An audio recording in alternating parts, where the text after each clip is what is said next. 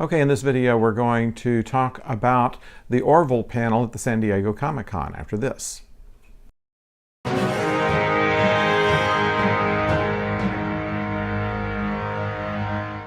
Hello out there, I'm the oldest nerd, and this time it's for the Orville. The Orville has probably the most exciting preview, teaser, trailer, whatever you want to call it, that we've seen in the Comic-Con things. I mean, the Doctor Who thing was okay. The Discovery gives a good bit of information.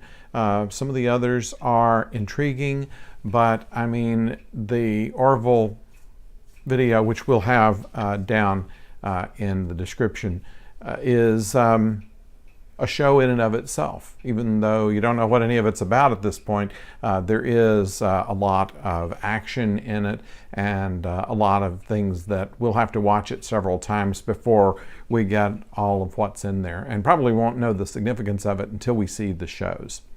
Everybody on the panel came in carrying a skull, and they didn't say anything about what the skull was until some of the questioners came up, and finally somebody came up dressed as in cosplay as one of the characters, and they said, we were waiting for somebody to be dressed like the characters, and they gave her a skull.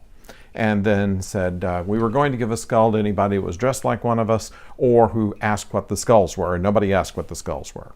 Actually, they were something in an upcoming show, so they didn't give us much more information about any of the shows coming up than that.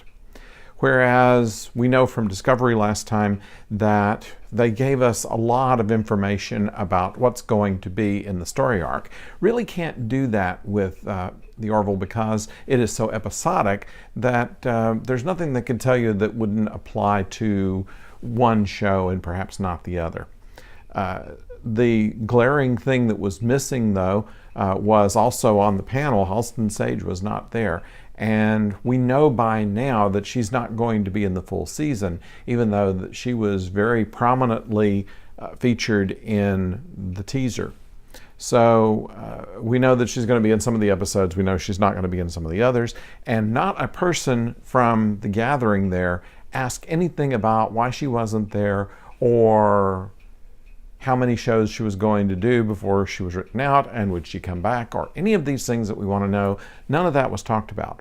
So most of what happened in the panel was kind of the process by which they made the show, which is to say, when they started out, they had an idea where they wanted to go. Seth said that he wanted to have a show where he could test the tonalities, if you will, which is to say, how much comedy can you put into a science fiction drama? He admitted that there have been a number of science fiction shows that have used comedy or were comedies, but they weren't always successful. And he was trying to come up with this happy medium, if you will, as to how to balance the comedy with the drama. And he says, I think we have it down for season 2. So we noticed in the last part of the first season's episodes that footing had been found, and Seth admitted that as well. Otherwise, he was very diplomatic in all of the questions that he answered. He accepted the compliment of the tribute to Star Trek, told about the fact that he was a follower of Star Trek as a child and believed that what he was doing with this show was something that filled a void, that had a place, episodic, uplifting, action-oriented, but with something they hadn't seen in science fiction before, which is how people just kind of live their lives if they're going to be on a ship for a long mission, if you're going to be on a military ship for several months, or any kind of vessel where you're away from your regular family and you have to develop your own society and you have to develop your own ways to kick back and have a good time, or at least have a bit of R&R from your regular duties. And so they wanted to show that part, the fact that they have parties, they socialize with each other, they joke around, they play practical jokes. These kind of things were all part of the idea to take the stuffiness out of the show. The crowd, of course, was very enthusiastic, and with the exception of them not saying anything about Halston Sage, did a pretty good job. They went about 40 minutes. We watched the whole thing, but some of the capsule comments about what he said covered most of anything that would make any news. Otherwise, it was kind of accepting compliments and complimenting the other actors and the other producers, you know, talking about how talented Seth was and is.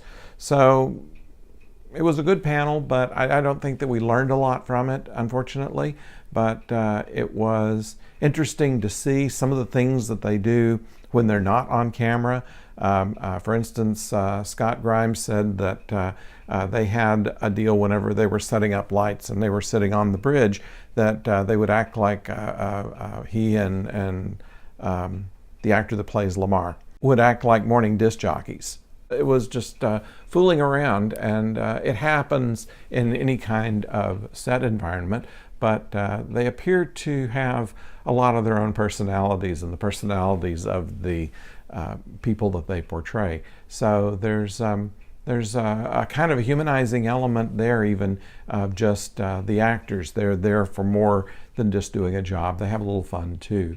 Wow, they're also cooped up together on a long hour shoot.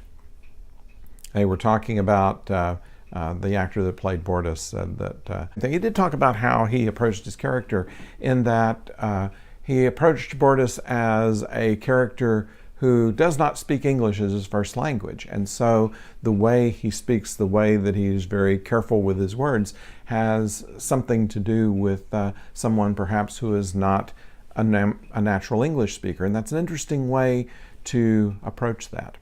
So little tidbits like that came out of it. Nothing big, unfortunately, to say that we're going to learn from this. We're just going to have to watch the show, and watch it we will. So that's our wrap up on Comic-Con for the Orville. If you'd like to say something about it, if you've seen anything other than the panel, I know they did an interview while they were there as well. I've not seen that yet, but if you have and have something to add, or if you have anything to add about your like of the show or like of this channel, we certainly want to hear it. So please do subscribe on the circle in here, and also ring the bell so that you'll know when we have our next video out. Until then, don't go far.